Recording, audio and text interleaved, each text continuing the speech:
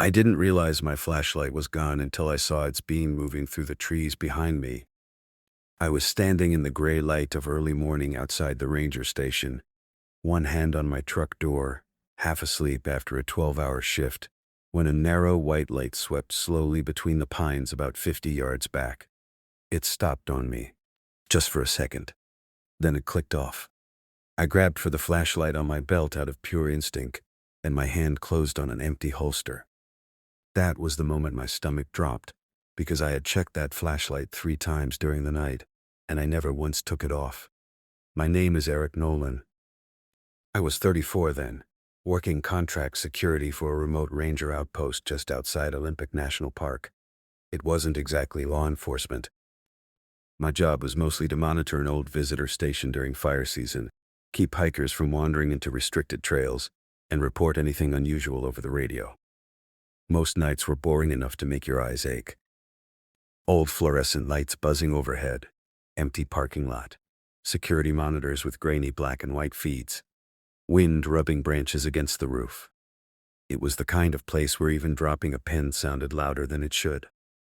I had been there almost 3 months, and until that night, nothing had ever happened that couldn't be explained by weather, wildlife, or sleep deprivation. That was what I told myself at first. Anyway, my shift started at 6 p.m. By midnight, the station always felt different. During the day, it was just another government building with trail maps and warning signs and dusty brochures nobody read. At night, it felt abandoned. The lobby lights stayed dim, the vending machine hummed like it was breathing, and every sound in the building seemed to come from somewhere just out of sight. My routine never changed. Lock the main doors at 9, check the side entrances, walk the lot every hour, watch the cameras, log everything.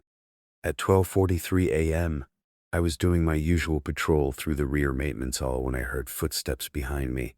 Not echoes, not mine, a second set, slow, matching me. I stopped. They stopped. I turned around and pointed my flashlight down the hall. Empty concrete floor, locked storage rooms, flickering light at the far end. Nothing else.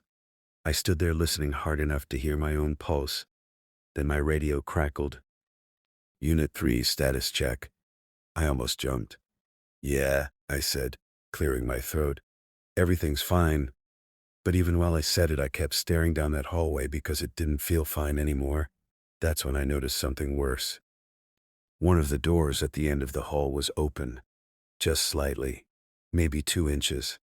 I knew it had been closed. I had checked every door less than 20 minutes earlier. Maintenance room B stayed locked because it stored old electrical panels and backup contact. It's more controversial than what you recognize as practice. Batteries. Nobody but the district supervisor had a key. I walked toward it slowly, flashlight shaking more than I wanted to admit. The deeper I went into that hall, the colder it felt. The air near that door was noticeably colder than the rest of the building.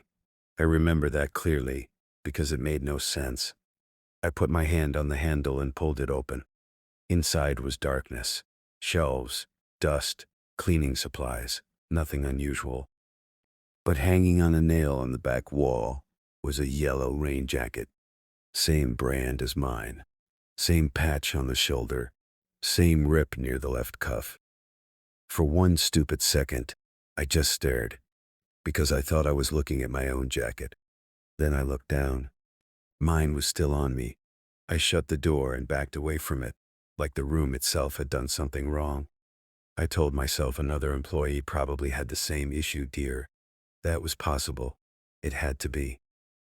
But the rip in the cuff bothered me, because mine had torn on a fence wire 2 weeks earlier. I hadn't reported it.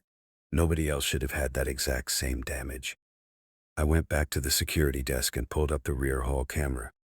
The feed showed me standing outside the maintenance room, opening the door, staring inside, then stepping back.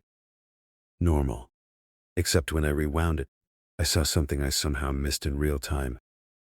Right before I reached the door, a figure moved behind the frosted glass panel beside it, standing inside. Before I opened it, watching me through the glass. I froze with my finger on the playback button. The timestamp said 12:46. I replayed it 3 more times. Same thing every time. A shape. Human height. Still. Waiting. By the time I opened the door, the room was empty. I sat there for a long time staring at the monitor, while the fluorescent light above me buzzed like a trapped insect. I almost called my supervisor, but I already knew how that conversation would sound. "Hey, I think somebody may have been inside a locked room and disappeared." It sounded insane. So I did what tired people do when they don't want something to be real. I ignored it. Around 2:10 a.m., I made another parking lot patrol. The fog had rolled in by then, low and fan across the asphalt. My flashlight beam only cut a few feet before it dissolved into white haze. The station sat miles from the nearest highway, and at that hour the whole place felt cut off from the rest of the world. I walked the perimeter fence, checked the generator shed, verified the trail gate was locked. Same as always. But when I passed the front sign, I saw another flashlight beam move across the station windows from inside the building. I stopped cold. Someone was in there. The beam slid across the lobby wall, then vanished. I ran back to the front door and looked through the glass. Empty lobby, empty desk, no movement. The security monitors inside still glowed blue, but nobody was there. I unlocked the door and went in fast, heart pounding so hard it hurt. Every room was empty, every closet empty, every door still locked. No broken windows, no sign of entry. But on my desk was a fresh entry in the handwritten logbook. 2:12 a.m., perimeter clear. I hadn't written it. I knew my own handwriting. This looked close enough to unsettle me, but wrong enough to make my skin crawl. Like someone had practiced copying it. And then it happened again. My radio crackled and a voice whispered, "You missed one." I grabbed the mic. "Who is this?" Silence. Then a soft click like someone releasing the transmit button. I checked the channel display. No incoming signal. Nothing recorded. I went through every camera one by one. Front door, empty. Rear hall, empty. Lobby, empty. Generator shed, empty. Then I switched to camera 6 overlooking the trail behind the station. At first it looked normal. Trees, fence, fog. Then the image shifted, and I saw someone standing just beyond the fence line holding a flashlight pointed directly at the camera. Same yellow jacket. Same build as me, same stance. My own posture. My own deer. The figure slowly raised one hand and tapped the side of its belt where my flashlight should have been. Then the feed went black. I stared at the screen until my reflection replaced the image. I don't remember deciding to leave the desk. I just remember moving. I grabbed the keys and went outside with the larger emergency light cutting across the lot toward the trail fence. The fog swallowed everything past 20 feet. "Hey!" I shouted before I could stop myself. No answer, just wind in the branches. I reached the fence and swept the beam into the woods. Empty trail, wet brush, no footprints I could see, nothing. Then from deeper in the trees my own voice called back, "Hey." Quiet, exact. Like someone had recorded me and played it back from the dark. I stepped backward so fast my heels slipped in the mud. The light shook in my hand. "That's not funny," I said, though nobody had laughed. Then my own voice answered again from farther left, "That's not funny." Same tone. Same fear. I ran back inside and locked every door. I didn't care how ridiculous it felt. I checked the windows, checked the cameras, checked the radio. The trail camera was still dead. Static. Camera 6 unavailable. The rest showed nothing. I stayed at the desk until dawn with every light in the building on, listening to every sound the station made and jumping at all of them. At 5:37 a.m. the sun finally started pushing gray through the windows. I told myself I'd made it through. I told myself daylight would make everything feel stupid. That's when I reached for my keys and noticed the empty holster on my belt. My flashlight was gone. I tore through the station looking for it. On the desk, in the hall, in the bathroom, in the maintenance room. Nothing.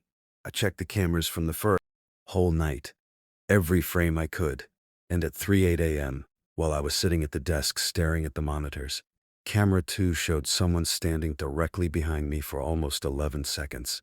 Same jacket, same height, same face turned just enough away that the camera never caught it clearly. And clipped to that figure's belt was my flashlight. I watched that footage over and over until the morning shift ranger arrived. I didn't show him. I couldn't explain why. Maybe because some part of me was afraid he'd say there was nobody there. Maybe because some part of me was afraid he'd see it too. I quit 2 days later. I told them lack of sleep was getting to me. Too much isolation. Too many overnight shifts. They nodded like they'd heard that before. Maybe they had. I almost convinced myself that stress had twisted the whole night into something worse than it was. I almost believed that until a week later when I unpacked the gearbox they mailed back from the station. My missing flashlight was inside, clean, turned off. And wrapped around the handle with black tape was a handwritten label in my own handwriting that said, "You dropped this when you ran."